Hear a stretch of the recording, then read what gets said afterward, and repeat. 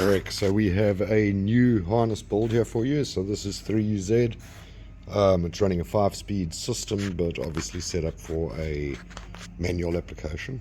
Okay, so everything on the harness new, all new seals, connectors, terminals, wire, everything. Okay, and you can see we've put on these brackets for you. So you have 2 on this side that bolt up to your fuel rail. You've got 1 over here at the back, okay, on that cross bridge, and then you've got 2 over here, and on the front here you put a cable tie. We obviously supply the cable tie, we supply all of these stainless steel bolts and the Allen key, so you've basically got a full thing just to bolt it all on. Same thing with your earth strap. On these new harnesses that we make, you've only got 1 earth. The OEM does an earth on both sides of the, on both cylinder banks. Not sure why they do that rather than just take it all to 1. But yeah, we take it all the way to 1 because it just makes things neater and easier. Okay, you've got this 5-pin connector over here. This goes down to your starter motor and to your knock sensors. Okay, this is a 6-pin, what we refer to as a pass-through.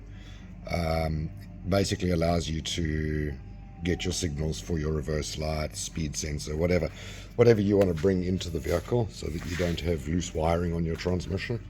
Okay, so generally would be for speed sensor, or you've got 4 wires, return wires that go inside the vehicle, and then you've got a negative and you've got a positive ignition switch to positive. These are all low amperage, right? So you don't want to pull a lot of current. You want to use it as a signal, not as a, not to run your reverse light. You'd use it as a trigger to activate your reverse light relay. Okay, and then roll from there. Coming down here, forks off, goes to your airflow meter. You've got your alternator connector over there, and you've got your right hand O2 sensor over there. We put in an additional temperature signal wire over here. Underneath your EFI water temp sensor, you see that little stopper plug over there. You basically screw that out, and you screw in a Toyota sensor, and then that'll go straight onto that. That just carries the signal through again into the cab of the vehicle. EFI water temp sensor, throttle body connector. Okay, you've got your oil control valve over there, all of your injectors, coils. Make sure that your cam position sensors, these post cam position sensors, okay, for the VVT-i. And then you have this 2-pin connector over here, which on the Toyota one bolts over here, but it's for your variable intake length. Basically controls a VSV valve that's underneath your plenum chamber, which in turn controls the length of your throttle. We'll get into all of those attachments in a second, but coming down here, splits off, goes to your fuse block. Inside your fuse block, you've got all of your relays. You've got an engine light. Engine light is a LED, replaceable bulb now. So if that bulb ever does go bad, you can just pull it out and put a new one in there. Start relay, you got your fuel control relays, you got your EFI and main relays. Okay, everything's documented on the bottom of the lid. And so you've got 2 fuel control relays here. What it does is it gives you 2 alternatives. One's a positive, one's a negative. They don't work together. Your negatives to activate a existing vehicle fuel system. Okay, and then the positives, obviously, if a guy doesn't have that, then you've got a positive trigger. So you've got a positive supply for the fuel pump, or you've got a negative trigger for existing. And then coming out of here, you got your main power. So this red one goes down to your battery. Okay, it's pretty long. Just got it wrapped up over here for now. But yeah, it's probably about 5 feet or whatever, 5-6 feet. That just goes directly to your battery positive. Main supply for the system. Okay, and then here's your gland that goes through your firewall. So obviously now new harness, is a cab mounted ECU, and then it goes through to your ECU connectors, and then these are the connectors that you would need for your vehicle. You have this 10-pin connector over here is your main client plug that supplies everything to do with starting the engine and everything to do with the instrument cluster, as well as the aircon compressor clutch, engine light, and those two middle ones are actually your fuel control. And then this 4-pin connector over here, this is the pass-through harness for the signals coming from your gearbox. And then this 12-pin connector here, this is for your accelerator pedal and your OBD2.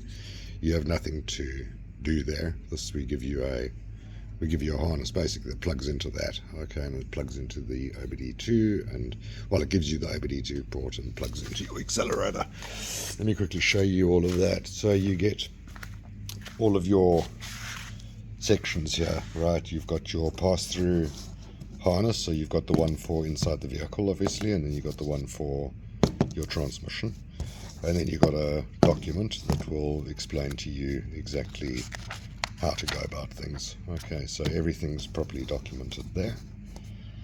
You've got this is your 12-pin connector that we just spoke about, so that plugs in to your harness, and then you've got your OBD2 connector, and you have your accelerator pedal plug, so it'll just plug straight into your accelerator pedal.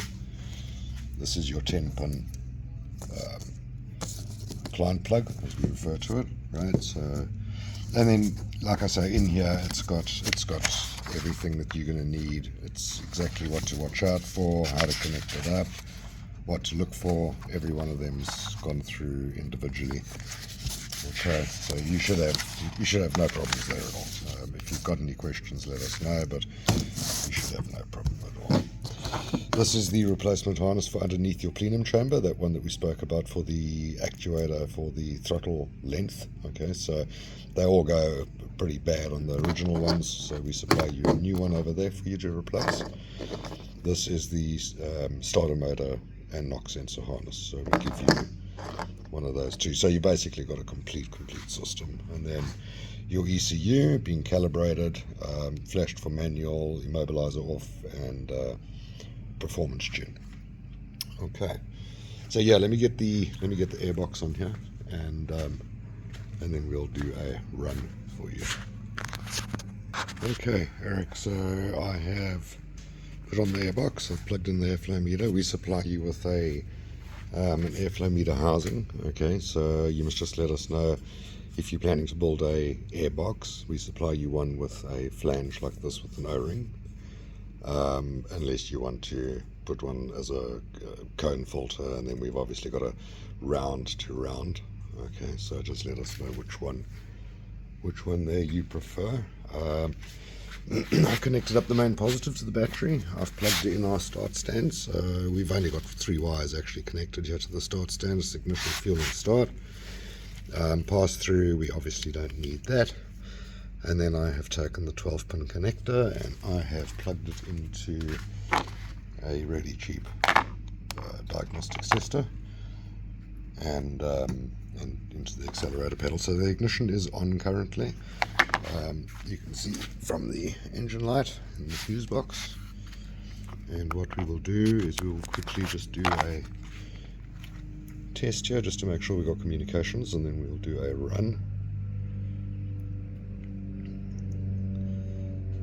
So should be coming up pretty soon. I don't do this while running the engine because I don't have a cooling system on the engine. I don't want to run it for too long. So there you can see, okay, it's got the communications going, and so yeah, we'll go read codes. It's got no codes. We'll come back to that in a second. But yeah, let's give her a run, and then we will go from there.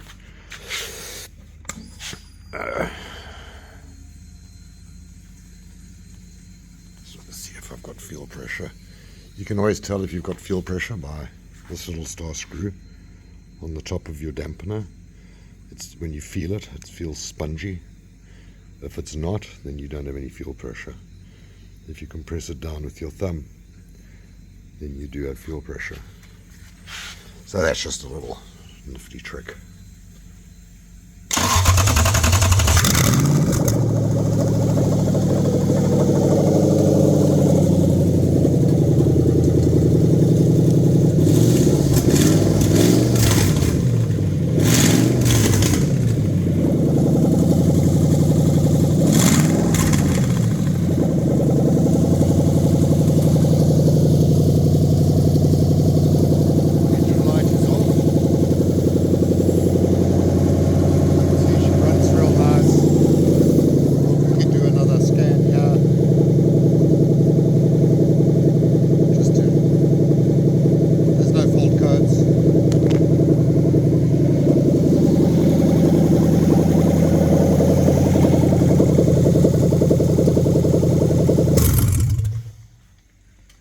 She runs real nice.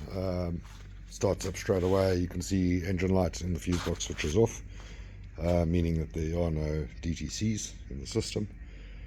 And yeah, I hope you enjoy it. We really like these harnesses. I think they're really, really good. You know, but yeah, I hope it gives you years and years and years of pleasure.